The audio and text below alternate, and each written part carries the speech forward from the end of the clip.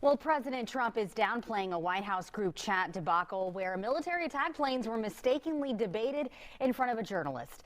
The Atlantic's editor-in-chief says that he was added to the group on an encrypted messaging app by National Security Advisor Mike Waltz, and claims Defense Secretary Pete Hegseth sent detailed plans about the Houthi strikes in Yemen.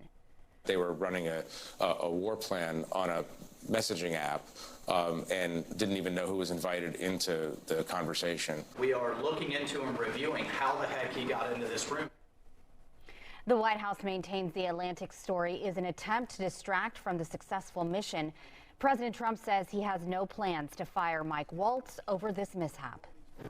Well, this is hardly the first time government use of an encrypted signal app has been the focus of Fox 26 coverage. Our political reporter Greg Groogan was the first to reveal top leaders at the Harris County level were actively using the secret messaging system to conduct public business. Greg Groogan is joining us here again. And Greg, it's like a repeat of what you reported on locally. Absolutely, Caroline. Back in 2023, we reported top Harris County leaders were listed as users of the Signal app, which hypothetically allowed them to conduct the public's business in what amounted to a technological black box. In the case of Judge Lena Hidalgo and members of her staff, that denial proved untrue based upon records obtained by the Texas Rangers via search warrant in a corruption investigation. What we learned then from encryption experts is that Signal's guarantee of secrecy and confidentiality are justified. In other words, even the most skilled hackers are highly unlikely to access a user's messages, allowing a variety of actors ranging from unscrupulous public officials to criminal syndicates to communicate in private. Is pretty foolproof. The fact that they have the Signal app on their phone, itself, it can be a flag, right? It's a slippery slope, I would say.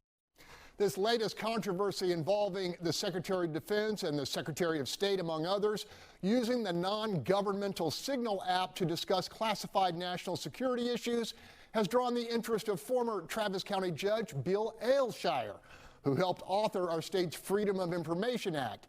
He says government officials using Signal avoids the creation of a record that is necessary to assess accountability and avoid future mistakes if and when they are made.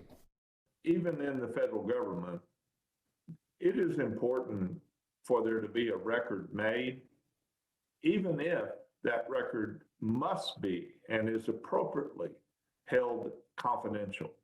At least the record is there for those who have access to know what happened. We kind of have the worst of both worlds here. It's a lack of transparency by the use of that app, while on the other hand, spilling the beans to a member of the news media in advance of an attack of exactly what was going to happen, when it was going to happen, who it was going to happen to.